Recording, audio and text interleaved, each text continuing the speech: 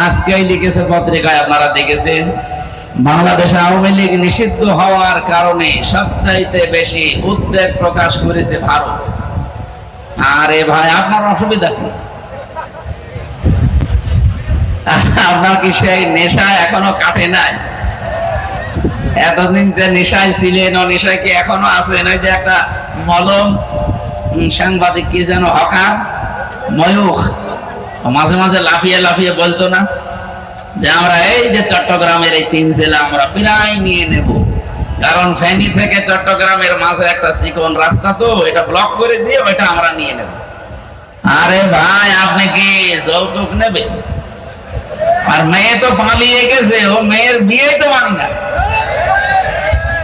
পালানো মেয়ে আবার যৌতুক কিসের? পালানো মেয়ের যৌতুক হয়? মেয়ে নিয়ে নেবো তারপরে তো।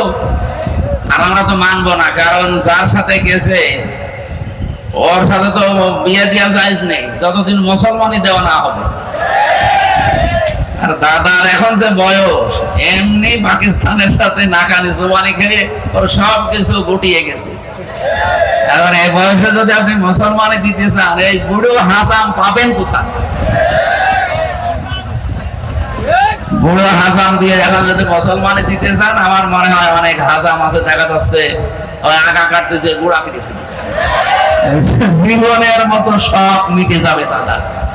এমনি ভারতের সংসদে এখন দাদার জীবন শেষ করে ফেললো বিরোধী দলীয়। তারা এখন বলছে kit kit kit kit kit kit. কি করলেন আপনি? দেশটা ডুবিয়ে মারলেন। আমার মনে হয় এই লোকটা যদি লজ্জা থাকতো, ও হার্ট স্ট্রোক করে মরেছে। কিন্তু লজ্জা নেই তো, গরুর মদ খাওয়া জাতি। হিন্দু ভাইদেরকে আমরা সম্মান করি, কিন্তু উগ্রপন্থী যারা, তাদেরকে ঘৃণা করি আমি। হিন্দু যারা আছেন তাদেরকে ওয়েলকাম জানাচ্ছি, স্বাগতম জানাচ্ছি। কোরআনের অনুষ্ঠানে আপনারা আসেন, কারণ এই কোরআন শরীফ আপনাদের ধর্মের মতো শুধু ঠাকুর আর পুরোহিত পড়বে তা না, এটা হাদা বায়ানুল লিন্নাস, মানুষ যারা তাদের জন্য। কিন্তু ওদেরকে আমরা মানুষ মনে করি না, যারা উগ্র, যারা সন্ত্রাসী। কতগুলো মুসলমানের বাড়ি ঘর আপনি ভেঙে দিলেন, ধোয়া ধোয়া তুলি, এমনকি আল্লাহর ঘরে পর্যন্ত আপনারা হাত দিয়েছেন। এই পৃথিবীর ইতিহাস পাল্টিয়ে ফেলেছে এই উগ্রপন্থী এই হিন্দুরা। এখানে তামাম দুনিয়া তাদেরকে ঘৃণা করে। সৌদি আরবের কাছে কল দিয়েছিল মোদি, যে যুদ্ধটা থামান। সৌদি বলছে না, আমরা পারবো না। আমেরিকার কাছে গেছে। আমার মনে হয় আমেরিকা যদি বলতে পারবো না, ও এমনিতেই পাগল হয়েছে। হচ্ছে কি, 3 দিনে যেভাবে ক্ষতি হয়ে গেছে ওদের, এখন দাঁড়াতে 50 বছর লাগবে। তলে তলে অনেক কিছু ওরা হারিয়ে ফেলেছে অলরেডি। এদেরকে মুরগির বাচ্চার মতো যখন একেবারে সর্বশান্ত করে একটার পর একটা লাশ সাজিয়ে রেখেছে। পৃথিবীতে সবচাইতে বেশি ভয় যারা উগ্র হিন্দু, মুশরিক, যারা শিরকে ব্যস্ত, এই মানুষগুলো সবচাইতে বেশি মৃত্যুকে ভয় করে। এটা আমি বানালাম, আমি নিজে দেখেছি, এবং কোরআনেরও এই কথায়, ওয়ালা তাজিদান্নাহুম আহরাসান নাসি আলা হায়াতি ওয়া মিনাল্লাযিনা আশরাকু। হে নবী, লামে তাকিদ নুনে সাকিনা দিয়েছি, অবশ্যই আপনি দেখতে পাবেন এই পৃথিবীতে যারা মুশরিক, জীবনের প্রতি সবচাইতে বেশি আশঙ্কা এবং আসক্তি তাদের বেশি। আমাকে যখন 17, 18, 19, 20 সালে এলাকায় ঢুকতে দিত না, অধিকাংশ সময় আমি ভারতে থাকতাম। কলকাতা, আসাম, মিজোরাম, ত্রিপুরা দিয়ে বহু জায়গা আমি ঘুরেছি। ওদের সাথে মেশার সুযোগ আমি পেয়েছি। আমি দেখেছি সবচাইতে বেশি ভয় করে তারা মরণকে। যদি কোনো মুশরিককে আপনি একটু ভয় দেখাতে পারেন, ওই মেরে ফেলবো, কিন্তু ও আপনাকে বাপ না দুলা ভাই ডাকবে। এখানে যখন একটা একটা করে মরে যাচ্ছিল, তখন কিন্তু ভয় পেয়ে গেছে যে হচ্ছে কি। আর পাকিস্তানের যে সৈন্যগুলো এসেছিল, এরা মরণের ভয় না, লিখিত সই দিয়ে এসেছিল যে আমরা বুনিয়ানুম মারসুস, সীসা গলা প্রাচীরের মতো ঐক্যবদ্ধ হয়ে সই করে সিগনেচার দিয়ে তারপরে তারা আল্লাহর নামে বিদায় নিয়েছে যে আমি মরবো না হয় মারবো। কোরআনে কারিমে আল্লাহ এই আয়াতটি দিয়েছেন এইভাবে, ইয়াকাতিলুনা ফি সাবিলিল্লাহি ফায়াকতুলুনা ওয়া ইউকতালুন। তারা লড়াই করে, সংগ্রাম করে আমার আল্লাহর রাস্তায়, হয় মারে নাই মরে। আগে মরে তারপরে মারে, কথা আল্লাহ দেননি, আগে মারে এরপরে মরে। আপনি যদি না মারতে পারেন মরবেন কিভাবে? এই জন্য মারা লাগবে আগে, এরপরে মরার কথা। আর আমরা যদি আগেই মরে যাই, এই জন্যই তো 54 বছর আমরা দাঁড়াতে পারি না। এখন একটা উদ্যোগ অলরেডি নিয়েছে, যেটা একটা আশার আলো দেখতে পাচ্ছি। বিশ্বনবী নিজে, তার বাড়িটা ছিল খেড়ের ছাউনি। আপনি দেখেছেন, ইতিহাস পড়েন, সিরাত ইবনে হিশাম, নবীজির বাড়ি ঘর ছিল খেজুর পাতার পাটি দিয়ে, কিন্তু বাড়ির সামনে সব সময় 24 ঘন্টা 9টা ঘোড়া বাঁধা থাকতো। এই ঘোড়াগুলো আপনি খেলা করার জন্য বেঁচে রেখেছিলেন। আজ বিশ্বের 57টা দেশ মুসলিম। আমরা যদি সত্যি এগিয়ে যেতে পারতাম ওদের মতো একটু, কোরআনে কারিমে আমার আল্লাহ সূরা আনফালের 60 নম্বর আয়াতে জানিয়েছেন, ইন্না ইদ্দাতা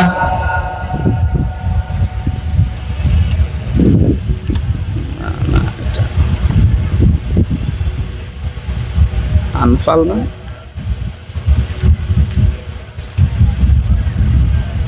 وَأَعِدُّوا لَهُم مَّا اسْتَطَعْتُم مِّن قُوَّةٍ وَمِن رِّبَاطِ الْخَيْلِ تُرْهِبُونَ بِهِ عَدُوَّ اللَّهِ وَعَدُوَّكُمْ إِلَى آخِرِ آيَةٍ।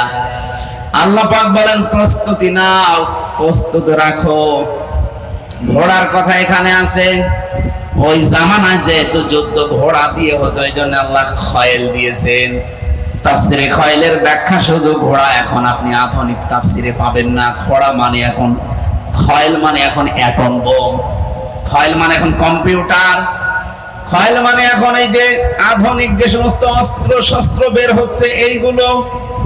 হে নবী, ওরা ইসলাম ধ্বংস করার জন্য যেগুলো ব্যবহার করছে, আপনি উল্টিয়ে ওইটা ইসলামের পক্ষে কাজে লাগান। পাকিস্তান যতটুকু শক্তি উপার্জন করেছে, ইরান যতটুকু করেছে, তুরস্ক যতটুকু করেছে, বিশ্বের 57টা মুসলমানদের যদি এইভাবে এগিয়ে যেত, এই 54 বছরে আমাদের প্রতিবেশী নামে কলঙ্ক এরা আমাদেরকে দাবিয়ে রাখতে পারতো না। এজন্য আমাদের উচিত 18 কোটি মানুষ, আমার মনে হয় এখন দরকার হয় 3 বেলার জায়গায় 2 বেলা খাওয়া দরকার। 1 বেলা টাকা বাঁচান, রাষ্ট্রে জমা দিয়ে অন্তত রাষ্ট্রকে একটু স্বনির্ভর, একটু শক্তিশালী করে গড়ে তুলেন। 500টা যদি আমরা এরকম নামি দামি রাফায়েলের মতো জিনিসপত্র কিনে রাখতে পারি, ওদিকে আমাদের 53-54 বছরে যাদের সাথে আন্দাজে শত্রুতা করে আছি, তাদের দোষ ছিল, সেগুলো 71 সালে মিটে গেছে। এই মানুষগুলো এবং এখানে এরা আর আশপাশে মুসলিম দেশগুলো সত্যি যদি একটু অ্যাক্টিভ হয়ে থাকে, আমি মালয়েশিয়া দেখলাম 2004 সাল থেকে তারা দাঁড়িয়ে গেছে।